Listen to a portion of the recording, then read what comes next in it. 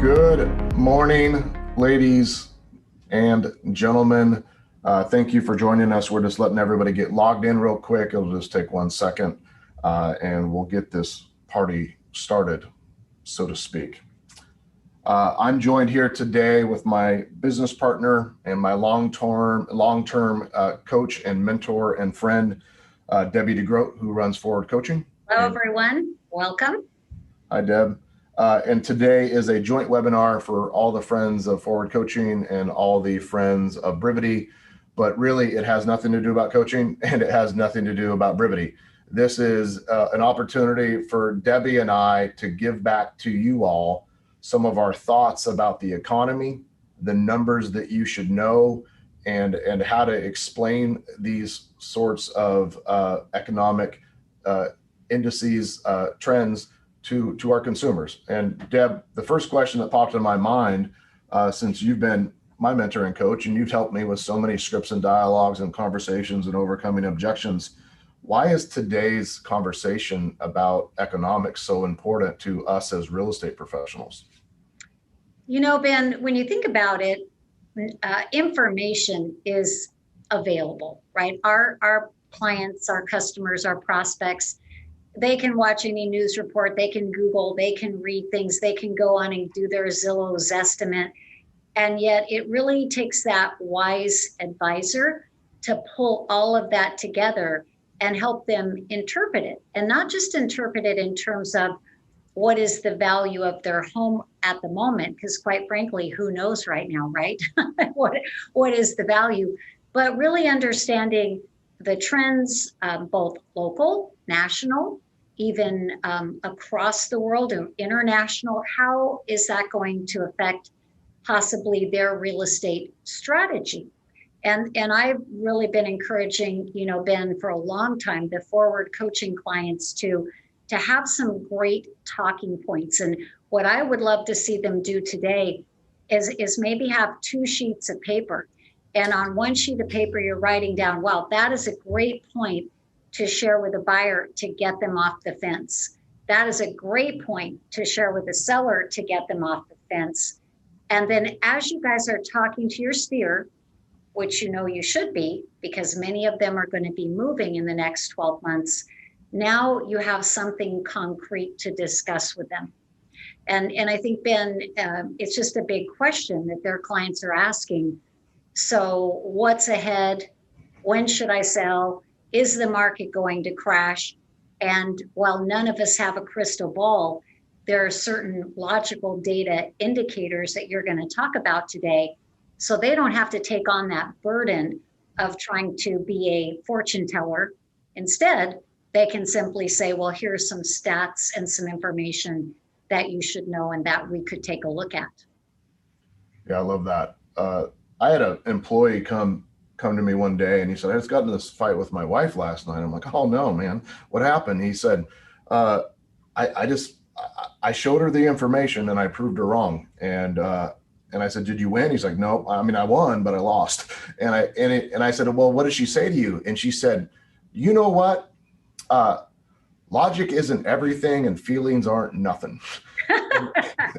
and right now we are dealing in a world of feelings, and we are dealing in a world that they're missing logic and they're missing data.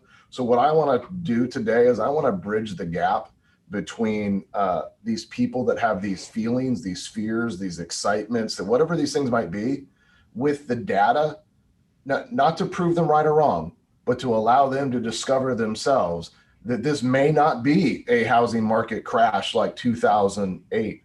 This may be one of the best opportunities of their lives to get into real estate, to make this decision, to whatever your goal might be for the conversation. So I hope you have an enormous amount of fun today.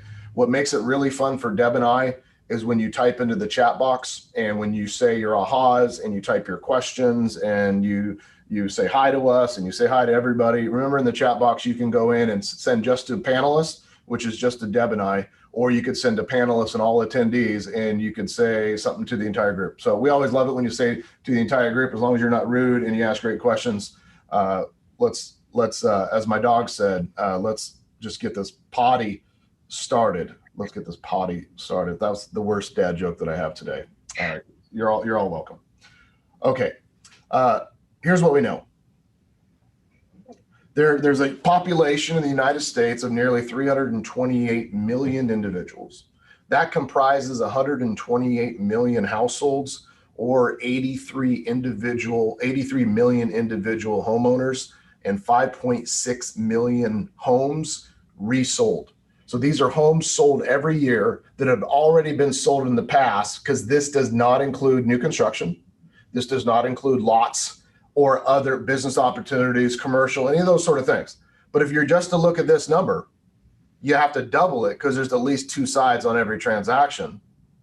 So there's actually in the probably 12 million, 11 million plus just residential resales, and then 1 million plus new construction opportunities times two sides if you list with builders. And then there's all these other opportunities. So Deb, at the end of the day, there's a lot of commission and a lot of opportunities for people that want to go out there and take their piece of the pie. And you know, Ben, I think a misconception in many markets is that there's just no listings happening. And yet I was just on with a big broker 6 o'clock yesterday morning in the East Coast in Florida, and they were showing their numbers for the year. They actually had more listings taken for the year than the previous year. So what's the difference? They're just gone. They're selling quickly. So there definitely are listings happening. There's a lot of off-market, opportunities happening as well. Yeah, we're going to show you in a few minutes that there's nearly 1 million new opportunities that didn't exist just 5 or 6 years ago in the market, because there's that many more homes selling.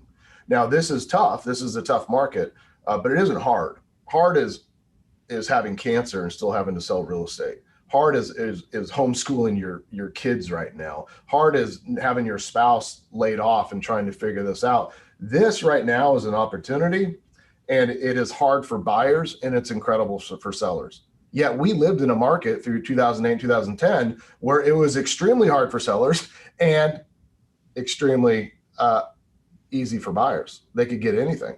But rarely do I see a market, Deb, that is good for both buyers and good sellers. I remember one year, now this is going to tell you how old I am, guys, but 1985. That was the perfect year. It was a perfect blend. But that was 1 year out of, 30 plus. So I think, Ben, just the fact that they're here today, they're not being that ostrich with their head in the stand and they're saying, how do I adapt and pivot in this market? It's always going to be something. We just have to find the opportunities in every market. Yeah. So we're going to talk about the economy at a whole. We're going to talk about real estate related factors like housing inventory, new construction, interest rates. And we're going to talk about how do you have that conversation? How do you explain it to your people? And then at the very end today, I'm going to give you 4 reasons why this is not the 2008 economic crisis, and ways to explain that, logical, great reasons, and then ways to explain that to your database. So let's keep going.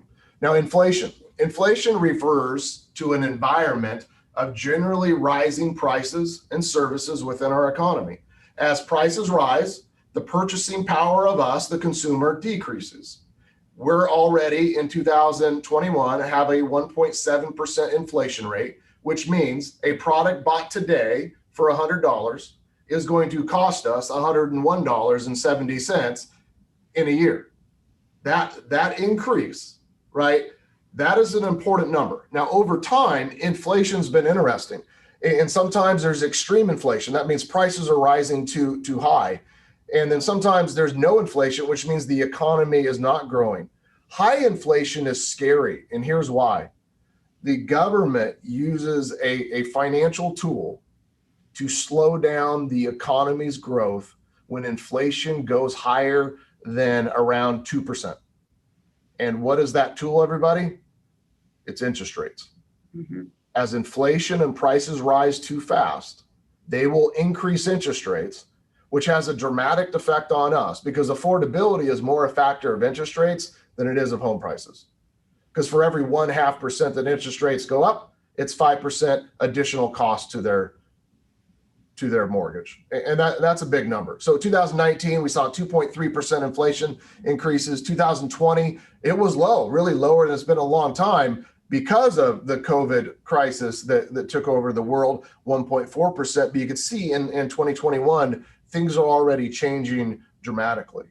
Now, this will affect another economic factor that you should all understand called GDP.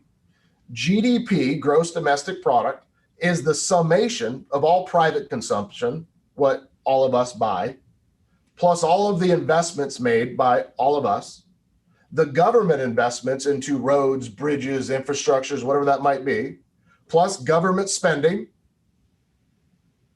and then plus the difference between exports minus imports. When you add all that up, that tells us the total value of our economy in dollars spent. In 2020, GDP was nearly 21 trillion. I feel like I need to do the trillion dollar pose. Trillion dollars. 2019 GDP grew at 2.2%. This is a measurement of our economy. What did our economy grow? 2.2%. In 2020, GDP grew by 3.5%, which is weird. It kind of blows your mind. Like last year was crazy. Here's why. GDP is the summation of government investment and government spending and gross investment and private consumption, all those. And what happened is the government dumped trillions of dollars into the economy through the PPP program, COVID relief, unemployment, all that sort of money was dumped. It was dumped in there into building vaccines and funding Project Warp Stream, all that sort of stuff. So it made our economy grow. Now, if we look from 2019 to 2020, you would see normal GDP growth, 2.9%, 1.5, 2.6, 2.4. All of a sudden, we start Q1, we start seeing the effects of in March of the COVID crisis. And then Q2, the shit hits the fan. All spending stops. We're locked in our houses, especially if you're in California, a few of these other states, we can't leave, right? Nobody's spending anything. We're canceling everything that we're currently paying for. We're all freaking out. The world's ending. Is this 2008? GDP drops 31% for the quarter compared to the year prior. 31%. That doesn't happen very often in our lifetime.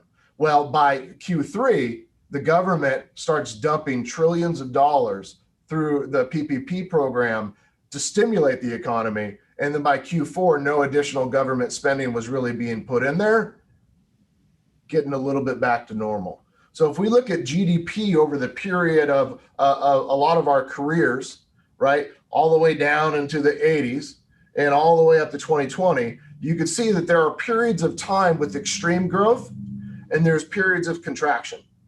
But there's only been two major contractions in the last 30 something years, 2009 and 2020.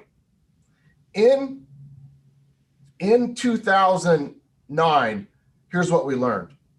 30 to 40% of every dollar spent in the US is related to housing.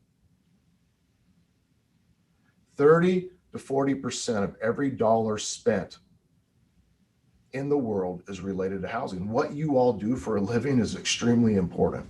People are buying homes and remodeling homes and furnishing them, and then they're refinancing them and they're getting insurance and they're doing all these things, Deb, and it stimulates the economy. Our economy is reliant on the industry of what we do. We should be proud of what we do thus far.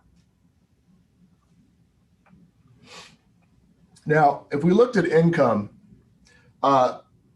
here's what we know. The job market has begun still to generate wage gains. Compared to what happened from 2000 to 2012, during that period, we saw wage gains of 1% annually increase in people's income to as low as -4%. However, even with COVID, we're seeing positive gains in annual incomes that can fuel housing demand, which is good for us, which is causing new construction to surge. In 2019, the average household income was $89,930. In 2020, it was $97,973. Deb, this is the summation of all the wage earners in a home. So in most situations, this is probably counting two people. Sure. That's one person making 60 grand and one person making 30. That's one person running the household and bringing no income in and one person making 90. That's two people making 40 or 50 grand a year. And the summation household income is this. Deb, why do you think it's so important that household income increases over time? Well, I mean, obviously we know that the price of houses are going up, right? And yet, you know, Ben, you made the point about interest rates. And I remember the first house I purchased, I started at 11% on an FHA. And by the time I closed, it was 14 and a half. And so when I look at today's numbers, you know, I'm here in Newport Beach. You can buy a starter home in Newport Beach, maybe for $2 million, right? But when you look at the mortgage payment, it's still surprisingly reasonable across the country. And what I would love to encourage everyone, when you were talking about getting your clients involved in real estate, I've had many coaching conversations where people are in parts of the country where their past clients, sphere, friends, and family could buy a rental house, even though it's at top price, and still have a positive cash flow because of the low interest rates. So they're making money, they're making more money. You know, yes, prices are up, and yet rates are so incredibly affordable. They can afford to buy a house. I mean, there's a lot of people that can afford to buy a house. What we should worry about is when the delta of the average household income gets so far away from the average real estate sales price. When that gap is created and the average person can't buy the average priced home, we know we're getting closer and closer to a real severe crisis. So the first two numbers that I shared, Deb, were average, which means they take the super rich people, you know, the lifestyles of the rich and famous, Robin Leach with the flippy floppies on their yacht people, and divide it against the people that really have no money at all. And that's what they come up with the average. The median, that's interesting because what that says is that if you look right in the middle, Joe and Sue, they're actually right in the middle, and they made $68,400. 50% of the population made less than Joe and Sue.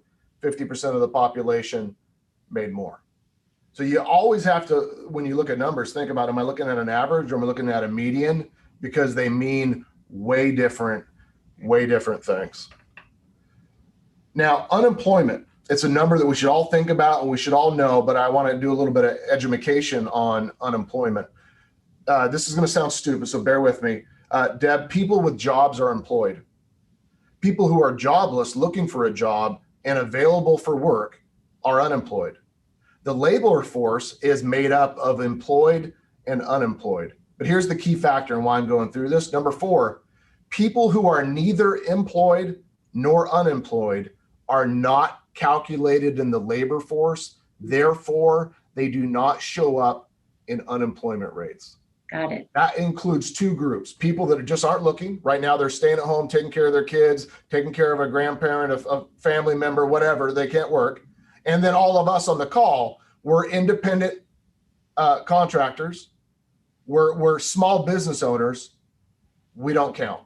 So when you look at unemployment, it looks bad, but it's super bad if you think about all the business owners and independent contractors and individuals like us and the parents and the new teachers of the world that are sitting at home with their kids. They're not calculated in this rate. In 2019, 3.6% of the labor force was unemployed. At the end of 2020, it averaged out to 6.7%. And at the highest point of unemployment in 2020 was 14.8% of the workforce. That's actually truly dramatic. If we looked at unemployment over a long period of time, there was a moment in 2020 when unemployment hit the all-time high since they started tracking it, period. March, April, so many people could not go to work. Some were still being paid. Really, a lot of people were laid off. Look at this trend. Like we've seen this twice in our last 20 years, the 08 crisis, COVID crisis, And you're all the way back to the savings and loan issues back in the 80s, 78 through 82, which was when interest rates went crazy and the world was chaos. So most of us have not endured what we're seeing in today's world, but it does affect us because this affects how many people are available to look to buy houses, how many people are going to qualify. We've seen mortgage standards get really difficult to where they're checking employment 2 or 3 times prior to closing of a loan because there's so much uncertainty in the job market. But I just want to point out to you all that as you study unemployment, you have to realize that it doesn't include all of us. It doesn't include those that have decided. And you know, Ben, that was really my first full year in real estate, 1982. And you know what was great about that? Getting started when fixed rates were 18% in that kind of an economy, I realized that there were still people who would buy and sell property. I had to work a little harder. I had to look a little harder. I had to be a little more creative in putting the deals together. But I think that was a great lesson for me very early on. Yeah, even in the worst times of 2008, 2009, the real estate professional was needed more than ever. We help people navigate one of the toughest transitions of housing that they've ever had to go through, losing a home, short selling a home, selling for a discount, buying down, getting a less expensive home. That was tough. We were extremely needed. We as an industry are needed during tough times. It's these really ridiculous good times when people start questioning our value. And I believe we're even needed more today than maybe we were then, but just for different reasons that we'll talk about today. So home ownership. The rate of home ownership has steadily declined from almost 67% in 2008 to a low of 64% in 2018. And the rate has been creeping back up to 66% in 2020. If we go even further back to 2004, we saw that 69% of the population owned a home. Here's why. We took home buyers from the future and gave them financial tools that allowed them to buy a home earlier than they should have. We said, hey, do you got a pulse? Do you got a pulse? We'll give you a loan. We walked in and the loan officer says, well, how much of a home you want to buy? And we said $1 million. And they said, great. How much income do you make? And we would say, how much do I need to make? And they said, you need to make about 300,000. We said, I make 300,000. And he said, great. And you high-fived and they gave you the loan. Those things don't exist today, which we're going to talk about. 2004, right, to 2008, those were times when financing fueled the additional amount of home ownership. Now we have something different. But here's the number on the screen that I want you all to write down. 40% first-time home buyers last year. 40% of all home buyers in 2020 were first-time home buyers. Here's why this matters to you. These first-time home buyers are the vein of my existence. If you're one of these people, please type into chat. These are millennials. Millennials grew up in a time where they saw their parents lose their home to foreclosure and short sale. They grew up in a time when they said, hey, I don't know about this home ownership thing. I want to live downtown and I want to go to these rooftop bar things and I want to be able to walk home and take an Uber and all those sort of things. But so they stood on the sidelines for a while. And this younger generation, Gen Z, they started buying homes. And then a few millennials started buying homes and they started looking up at their friends and they're like, how in the heck do you have $200,000 to put down on your home? And they're like, well, that's how much I made selling the first one I bought. And they said, gosh, I've been missing out on something. I've been missing out on this opportunity of home ownership that's created through appreciation and principal reduction and the tax benefits. This is massive. Some of my favorite agents out there are putting a lot of time and energy into building first-time home buyer classes. And Deb, you've had a lot of experience of that as well. It's a very important time for us to focus on explaining to millennials and Gen Z that real estate is a tool for building real wealth and doing it over Zoom if you have to. And getting these first-time home buyer class going. You have a lot of experience with yourself and your clients doing that, right? I do. And actually, for those watching that are forward coaching clients, they know We have the 4 educational event kits. Is it time to move up, downsize, buy an investment, or buy my first home? We have it all done for them. And then in the last year, some of our clients have been doing these events on Zoom, once or twice a month, basically free, getting joint venture partners like you and I, in a sense, are here today. Brivity is my joint venture partner. So I'm meeting Brivity people. You're meeting Forward people that haven't met you. Same exact concept. And then following up, just as we'll do today with it, here's the recording, here's the slides. And then they're calling these people, and conversion is over 50% within 90 days, which is outstanding. Over 50% of the people that attend a first-time home buyer class or any of the classes end up in a transaction in 90 days. Yes. That is lead conversion, Nick Waldner, at the highest level. Like, what can we do if we have some charisma, charm, and smiles to go out there and get in front of these people, to share with them what we really do for a living? And everybody write this down. Here's what I do for a living. I help people manage their wealth in real estate. You don't sell shit. You aren't out there selling cars and Subarus and whatever that might is. Those are transactional. That's not what you do. You're a consultant. You're a wealth builder. You help people manage their wealth in real estate. And we got to focus on this group of millennials and Gen Z and build relationships, get in front of them and show them what can happen when they take some of their money and put it towards the benefits of home ownership. Now, home sales in 2020, they're going to come close to the all-time high, which is in 2005. In 2005, nearly 7 million resale properties were transacted. 2010, into the crisis, 4.3 million. 2019, 5.3. 2020, 5.6. There is a million more opportunities for homes moving now than there were 10 years ago, yet we're crying about how hard this market is.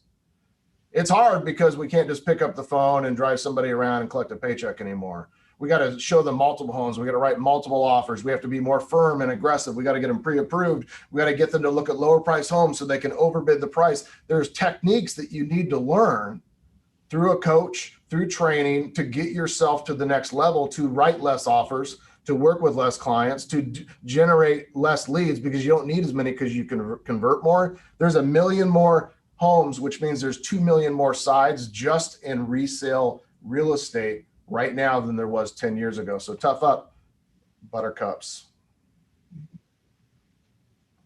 We look at home sales monthly in 2020. This is the percentage as you look through at the end of the year. What happened in the darker bar there at the December, we're hitting highs. And here's how this affected us. We have all these home sales happening over the years, and now we're getting to a high number, but there isn't that many new homes being constructed. So we have an inventory problem. We have an inventory problem. We don't have 3 months of inventory right now as we used to, right? In certain times, like December last year, on average, we had 1.9 months across the US, which means many of your markets had 3 weeks of inventory. So from 2014 to 2017, housing inventory dropped to a national average of 3.9 months. It crept up in 2019, but dropped again to 3.1 months for the 2020 average. A balanced market is 6 months of inventory. How do you calculate inventory? What does this really mean? You take the total number of homes that are on the market now in your area, divided by the total number of homes that sold that month. And that'll tell you how many months it would take for every home that was on the market to sell if no new inventory was added. That's what housing inventory is. We also can call it absorption rates in our business. How fast can we absorb the current inventory? Which, Deb, in my mind means every conversation to our database, even at open houses, to our leads, should be about finding what? Inventory. Yeah, I mean, imagine if we walked into a car dealership and we're saying, hey, I want to buy a truck. And like, I got no trucks. And we go over to Best Buy and we're like, hey, I'm here for a laptop. We don't have any laptops. People are walking into our stores every single day and they're saying, hey, I want to buy a house. We're like, I got no houses. So our primary number one job should be to go out there every day, and every day should start with the end in mind, which is, do you currently own a home that you would be willing to sell? Now I got people asking me all the time, is now a good time to sell? Here's my new best script. Only if you'd like to sell your home for way over what it's worth. Yeah, exactly. Right? You know, Ben, the thing though that you just brought up that is so important that I've been talking about so much on webinars lately is that what has happened, maybe to some of the great agents here, to many of the great agents I speak with, they've let this buyer thing run away with them to the point that their entire day is consumed with their buyers. And I've been saying, you've got to get your buyer process under control. You've got to educate them. You've got to kick the ones to the curb that aren't listening. You've got to time block at least a couple of hours a day to fill your pipeline with either new listings or off-market possibilities. And Ben, our coaching clients, I think, are doing a great job with that. But when I'm doing a lot of webinars for brands and people out there in the real estate world, what everyone here needs to know is that most of the agents, they are not hunting listings. They are chasing buyers, which means go hunt listings, right? And just make sure you time block that. And hey, why not have a script as direct as, would you consider an offer on your home from a qualified buyer willing to pay top price, potentially purchase as is, and allow you to move when you choose? I mean, what a great conversation. So they don't want to move. It's still not a negative conversation. Who isn't excited to find out? Ben, we have a property in Coeur d'Alene. Wall Street Journal said prices are up 47% in a year. I don't want to sell, but I still love to know the numbers, right? And so do all their sphere. They would love to know the numbers. And if we don't give them the numbers, they go to Zillow and Redfin and somewhere else to get that information. It's like sending your hubby out on a speed dating event tonight with some other woman, Deb. Like, we wouldn't do that, but we send our clients to Zillow and Redfin and these other places to get their information. That just doesn't make any sense. So it's about housing inventory. It's about us finding the inventory. And then it's about us going out there and finding a buyer for our properties whenever possible, and connecting families and individuals with families and individuals that need to buy, need to sell, and putting them together. That's our job, is connecting people to accomplish the real estate goal. Now, inventory in 2020 dropped to 3.1 months on average, but this is what it looked like through the year, and why so many of us looked up in December and said, oh crap, we have a problem today. We have no inventory. If this is the nationwide average of 1.9 months at the end of the year, that's crazy. That is super, super crazy. Most of us haven't experienced that low of inventory in our entire careers. Now, mortgage rates, something you got to pay attention to all the time. Mortgage rates dropped to recent lows in 2020 and are expected to remain low throughout the year. 2020, the lowest rate was 2.72% for a 30-year fixed with no additional points. 2021, we hit a 3.18%. That's a 0.5% increase. So if you go back to all your database and say rates are great, but they've gotten worse, they've raised nearly 0.5%, which means every home that you're looking at not only is worth more today because they're appreciating, but it's also going to cost you 5% more because rates went up 0.5%. When you look at mortgage rates over history, like you could talk to Deb, who's seen them at 18 and 13 and 15%, but just in the last couple of years, we've seen them as high as 4.5%. That's a 2% increase, which means if it gets back just to 4.5%, we're looking at nearly 20% more expensive for people to own the same exact home. And that's what you need to educate people about. They're like, hey, maybe I should wait for home prices to drop a little bit. Yeah, you should wait for home prices to drop 5% so that you can pay 20% more because interest rates went up 2%. That's dumb. That's horrible math. If they want to do that math, I'll give them 15 cents. They'll give me $1. That's the kind of math that they're talking about.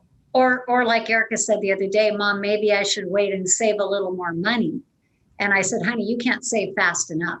You can't save fast enough to keep up with right now what is the ongoing appreciation and potentially higher rates. You just got to jump in.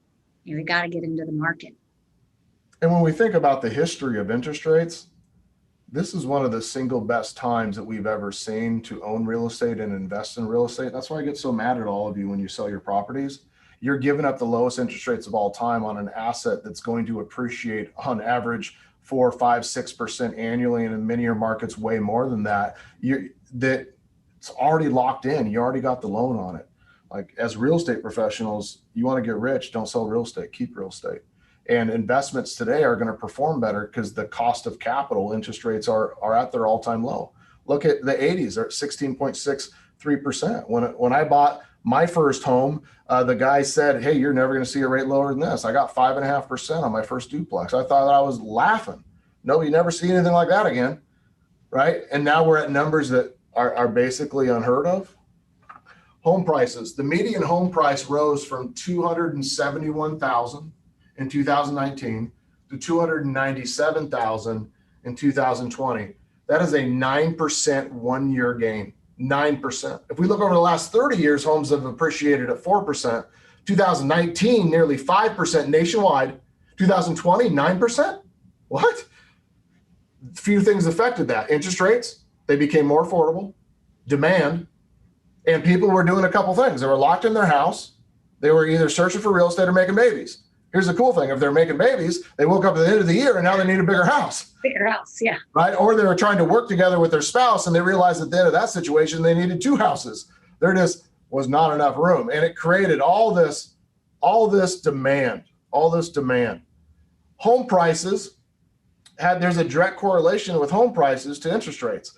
Look at last year, we started at 3.62% average interest rate. Interest rates continued to drop. What did home prices do? They went up proportionally. We have to understand that interest rates drive investments, rental properties, commercial real estate, home ownership, all these things. It's super important. And you got to have this data and you got to be able to talk about it and explain it to your customers in a way that they understand that this is creating cost for them, and the cost is waiting. The cost is not taking advantages of the market that we have today. Over the last nearly 30 years, home prices have appreciated at 4%. And if you were to look at a trend line from 1989 all the way to now, you would see that we're still not even caught up with the average median home price where it should be at 317.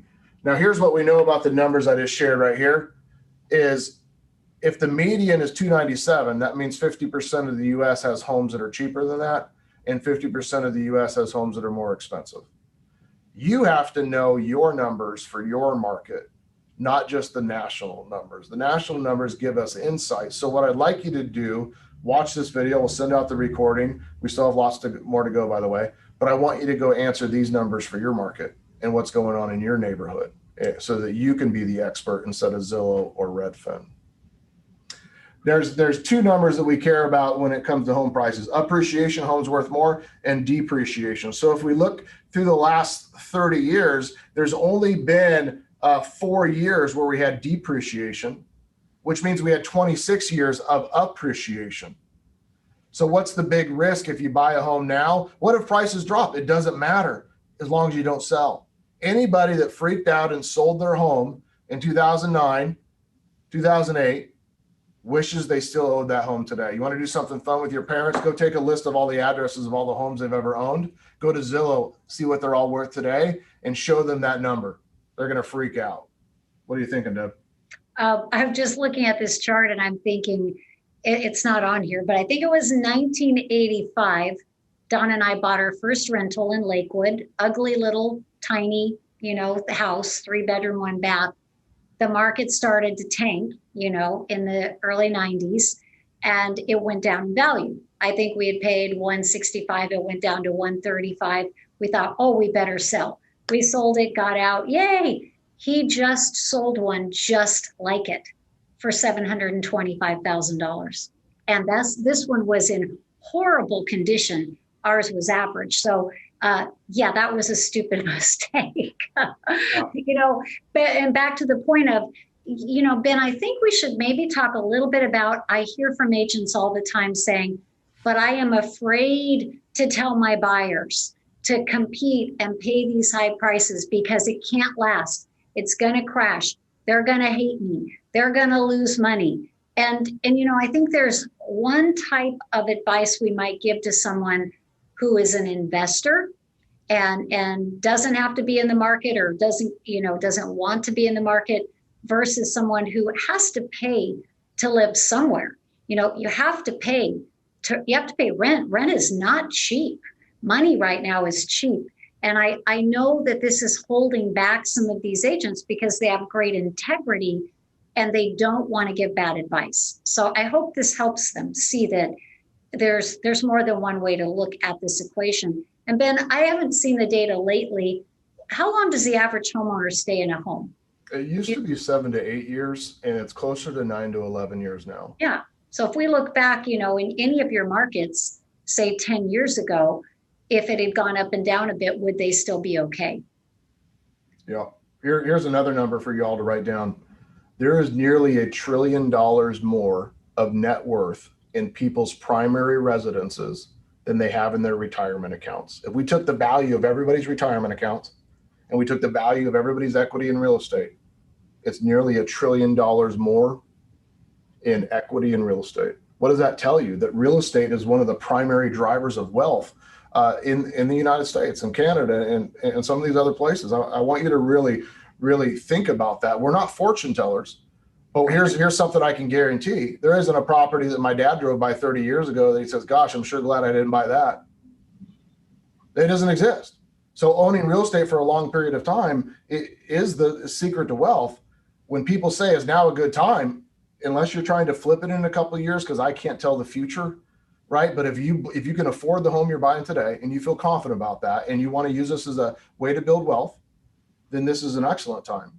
And we don't want people to wait because everybody that waited 2 years ago for prices to drop, they're screwed right now, right? They're in a bad situation. It's costing them an enormous amount.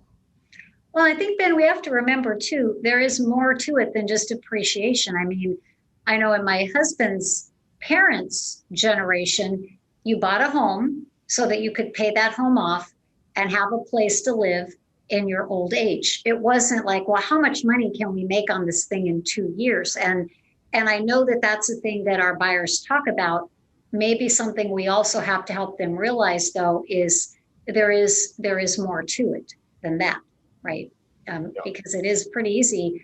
If their incomes bounce back up, they're making more money, pay that mortgage down, pay that mortgage off. If they never want to move again, well, they've got a great home. Yeah. One of our favorite agents, Jen Davis, is on the call, and she said we have 75 to 90 off-market properties that we can match for our buyers. And it's a win-win for both the buyer and the seller. So Jen, I love that. What we call that in our company and inside Brivity, we call that a would sell list. So we would tag those people inside Brivity as a lead of somebody that would sell if the right buyer came around. And I'd have notes about what price range and what area, and I'd have their address in there. Then I could look at that and pull those people up and say, yeah, we have a list of all these people that would sell. And you would use that as a tool at your open houses and on your prospecting calls and in your buyer consults and talk about the properties that you have available that nobody else knows about, the secret list, so to speak. Well, and Ben, that's one way to keep your buyers patient is to let them know that you are pursuing off-market opportunities and taking actions for them. It's interesting, though. I've not ever seen, I think, in my career, a market where so many off markets were happening. And I believe, guys, let me throw this out there and see what you think. I believe it's because unlike markets in the past where they thought, well, I need to get it on the market, get lots of exposure. I want to get that highest price. Now they know they can say, I want this, I want these terms, and I'll move on this date. Take it or leave it. And if you don't take it, I'm putting it on the market. And they know they can get what they want without really any headache or hassle. And I feel like that might be why there's just so many people, and maybe COVID, maybe COVID hangover still has something to do with them feeling safe about opening up their home. But I've never seen this many off markets happening. Yeah, it's a crazy opportunity. In fact, I talked to one of my agents the other day and she said, hey, I can't find any good deals. Like they keep getting bid up over price. And I said, Lena, you own the Toyota dealership. The Toyota dealership doesn't go across town to the other Toyota dealership to to buy cars to sell on their lot. They don't do that. They buy wholesale. They buy from the factory. You have access to go and have first purview of what homes are coming on the market and call these people and find them before they come on the market. As a real estate professional, you don't pay retail, you pay wholesale. And if you're out there competing in homes on the market, you kind of miss the whole point of what we do for a living. Affordability. Nationwide, an average household would need to spend 16% of their income to buy the median priced home. 16%, which remember, this is household. So most likely this is two individuals making that $97,000 that we talked about. 16% of that would go to the principal and interest of their payment. This is important because affordability, if you look at affordability for the last 10 years, it's been hovering 15%, 14%, 13, 14, 15, 15, 16, 17, 16, 16.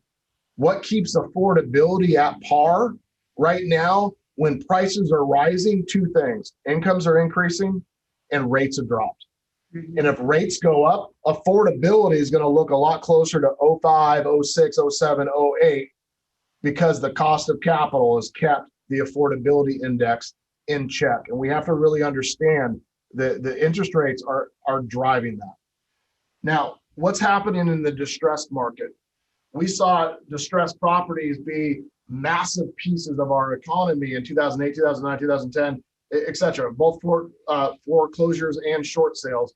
But look at 18, 19, less than 1% of the entire market was foreclosures or short sales. In 2020, it was even less for a few reasons. One, a lot of people have equity. And two, the government didn't allow many foreclosures. So the only foreclosures that came on the market, the court side was already done, and they were just getting to that piece, or people handed over the home. They just walked away from it.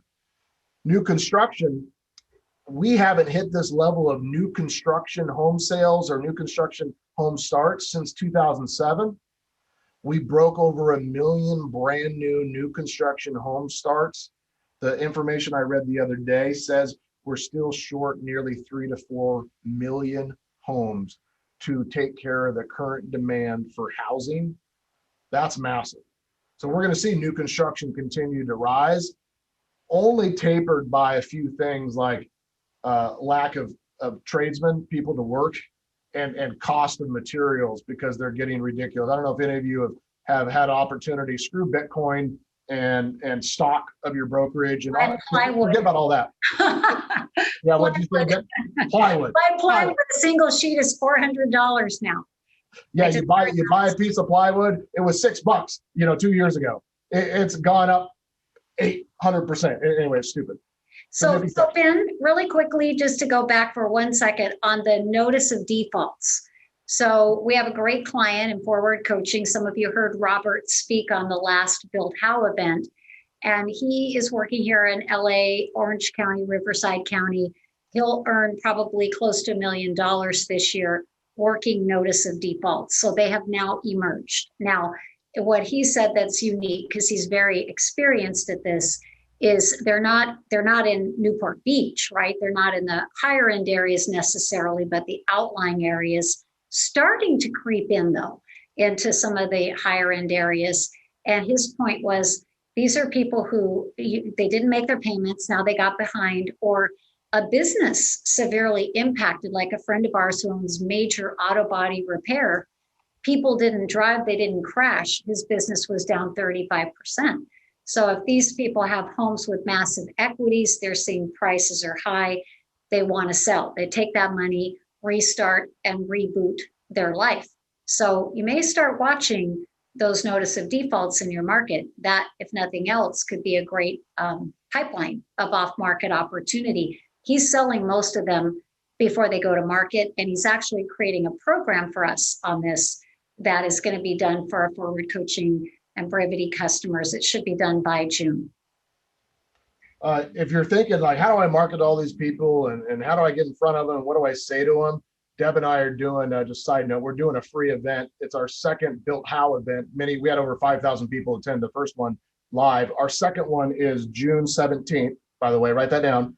And then go to builthow.com and register. It's 100% free. You'll get access to the materials for, I think, up to 7 days afterwards. but we are interviewing the experts in marketing in all areas: digital, online, print, letter writing, blogging, SEO, radio and television, all of that.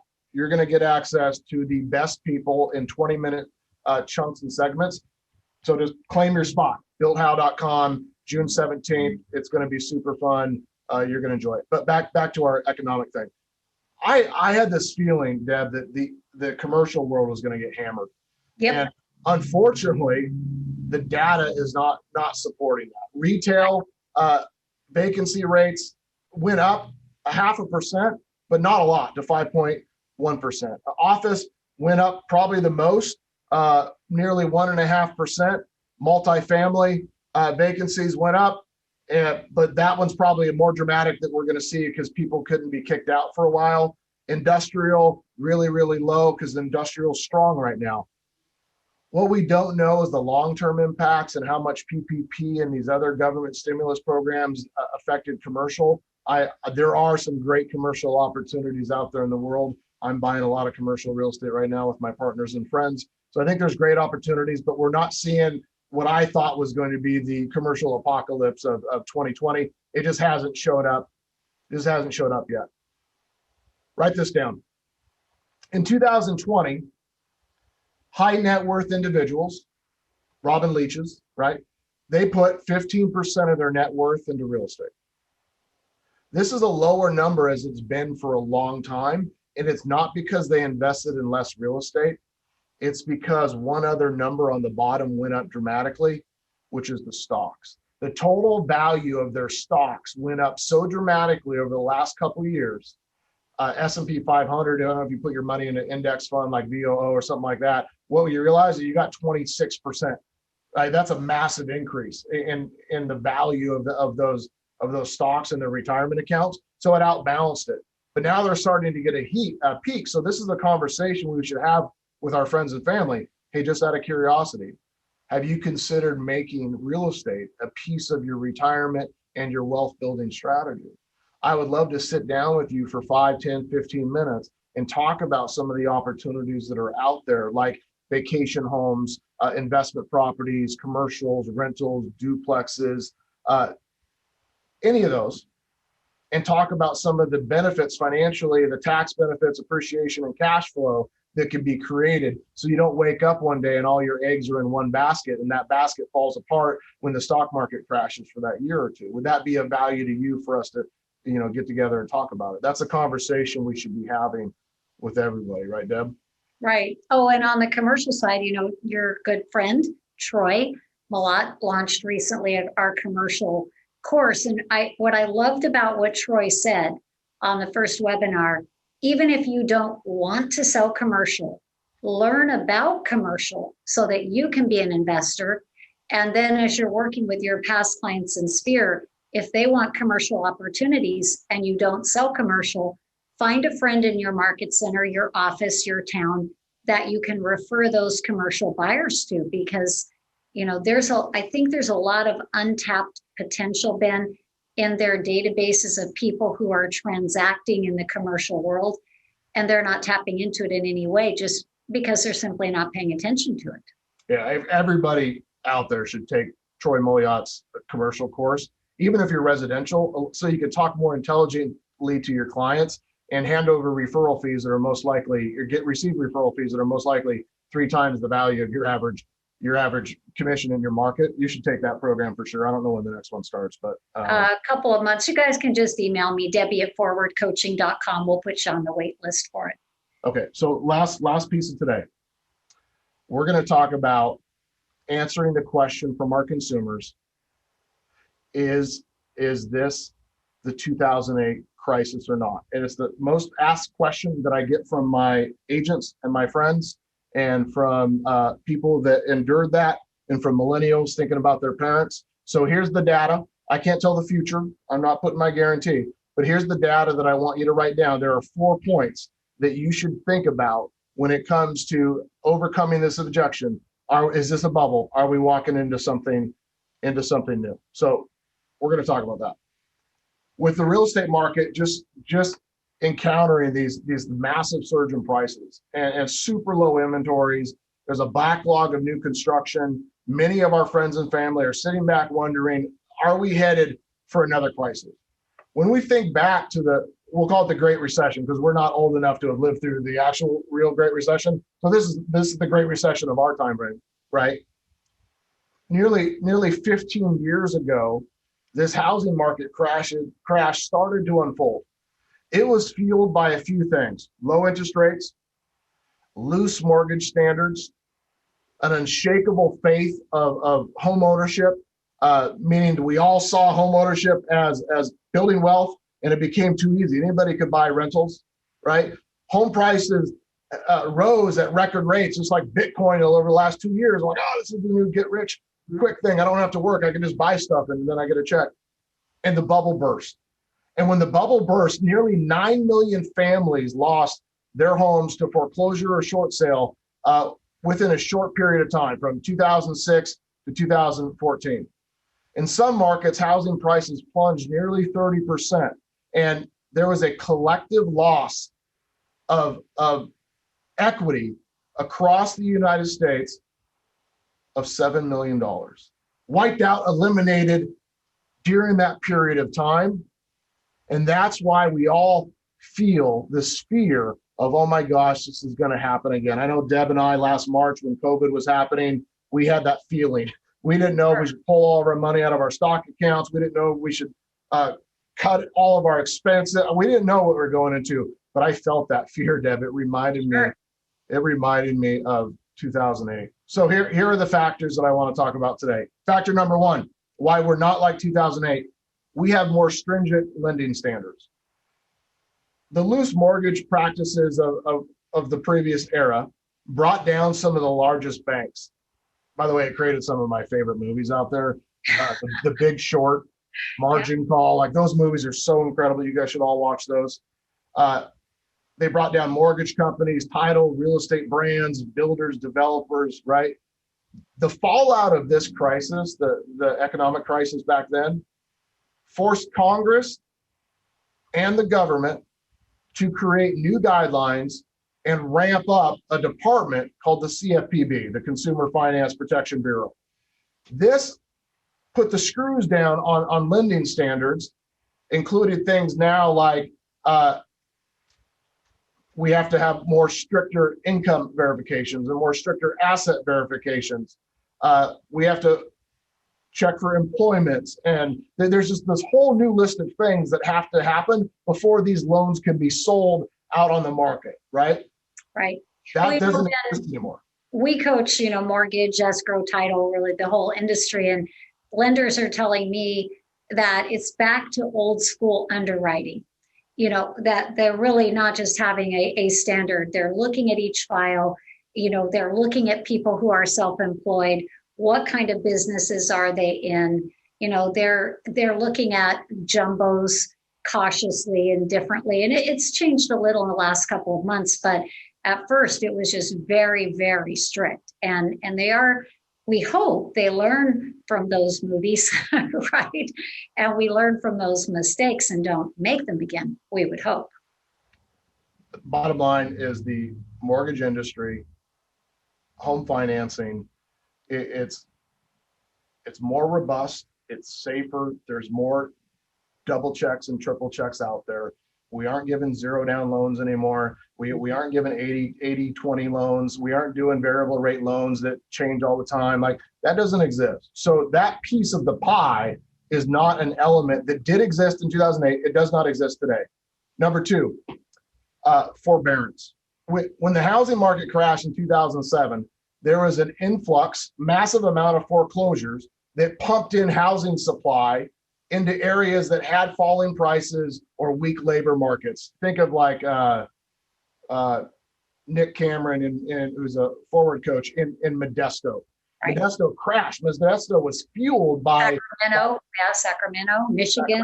By people that were building homes for other people. Like, their entire economy was built around new construction, right? Now, what we know is that foreclosures during times of high unemployment depress prices. They cause homeowners to go into foreclosure, and it eliminates equity. However, during our time, as we look at right now, in March of this year, 2021, 2.6 million homeowners were in some sort of a forbearance plan. Now, the banks don't want forbearance to turn into foreclosure. In most of those situations, they're saying, hey, we'll help you out. We'll just add 6 payments to the end of your loan in 30 years that you're going to have to pay. They're not actually putting these people from forbearance into actual default. By the end of 2020, here's what CoreLogic had to say. Mortgage delinquencies declined 5.8%. There was a reduction because of these forbearance programs. The share of mortgages 60 to 90 days past due also declined an additional 0.5%, lower than it was in December, Deb, 2019, prior to COVID. Mm-hmm. Which means we actually have a default rate lower than pre-COVID if we're looking at seriously late default, 30, right. 60, 90, those sort of things. Robert said to me too that on those that are in default, he's encountering that the banks are very cooperative. And some of us have seen those times where the bank's like, hey, the train's already left the station, too bad. But we have an offer, too bad. We're foreclosing. And they're not doing that now. They're saying, bring us a viable offer. You know, and sometimes in many cases, these sellers are selling, taking their money, catching up their debts, and then they're moving somewhere more affordable, and they're reinvesting in real estate. So it's really, really different than I saw the last time that we all worked through those foreclosure markets. Christina Griffin is on the call today. She's the top agent for Florida, probably one of the leading experts on default business, short sales, and foreclosures. Sold thousands and thousands and thousands of these things over the years. Christina, by the end of 2020, the serious delinquency rate was up 3.9% from 1.2% a year prior, which means these are people that are over 90 days past due. Right. It's not 3.9% of the population. It's up 3.9% from where it was. It's still very, very minor. So the second reason why we're not looking at a housing crisis is because of the mortgage forbearance program, which has stopped people from having to go into foreclosure. I promise you, our current government does not want to see a flood of foreclosures. Right. Biden's sitting in front of his ATM and he's hitting the buttons. He got the PIN code and he's printing out money, and that money is protecting homeowners in some ways and saying, no, we're not going to allow people to lose their homes during this term. Okay, number 3, homeowners equity. Equity, as we know, is the difference between market value and what they owe. Equity is really a strong incentive for people to stay in their homes. If prices rise, our equity increases. And this matters to us because over the last decade, homeowners have received great appreciation rates. They have more equity in their home now than they ever have. And in fact, the average homeowner in America, average, everybody divided, had $194,000 in equity in their home. $194,000, which means if they get into a financial situation, they aren't going to walk away from it, Deb. Right. Because I'm not going to walk away from $194,000. Prior, they're like, you know what, screw this. I don't need this house. It's worth $20,000 less. So many people have equity. That's protecting us massively. The mass of the population has a ton of equity. In fact, in the last year, the average homeowner in America received $26,300 in increased appreciation last year alone. That by far covers selling costs, commissions, and so on. Factor 4, and then we're wrapping up. Price growth is going to continue. Most likely it'll slow down, not this year, next year, as inventory catches up. But when prices continue to climb, you don't see the crisis. And prices have to climb for 2 reasons: inventory and interest rates. As long as interest rates stay low and inventory is low, we don't have a bubble. And you should be showing your customers, here's where rates are, here's the current inventory, we don't have a problem. You'll know when there's a ton of signs for sale and rates are getting jacked up, that we have a problem. We have a problem and we need to batten down our hatches. Now, we can't say for sure, but here's what I believe is that we're okay in 2021 and we're okay most likely in 2022. But in our industry, we're always going to be okay. Right. We don't fall apart. We don't change what we do. We just change the message. So if you're looking for a message change of what to say to people or how to better talk to them or what presentations or what technology to have, right? One, go to the Built How event in June 17th. Two, you need a coach. So send a message to Debbie or go to forwardcoaching.com and ask for a free coaching consult. If your technology sucks, Nick Waldner, and you're tired of doing things manually, right? And you're using all these systems you got to plug in and do all this extra work, go to brivity.com and get a demo. Let us show you what we can do for all of you and your businesses. Any final words for us, Deb? Nope, just that I really appreciate them being here today. It's an investment of their time. And yet I know that this is the gift that's going to keep on giving, because if they'll take this, maybe review it, make some notes, possibly even use it in your marketing. And Ben, that would be, you know what? Let's write that down. I think you should do a segment. You guys can vote in the chat box what you think about this. In Built How, I would love to have you take this and give them a few marketing bullets yourself. So if you were mailing to a geographic farm, if you were sending a postcard to a sphere, sending an email drip campaign, what would you do with this data to inspire those people to take action? So what do you think, guys? Should I give Ben that job? That's a great idea. We need to give you more programs. Now the recording will be available. We'll send it out to all of you. Thanks for giving us part of your Thursday, and we hope to see you on the next one. All right. Bye, guys. Have a great day.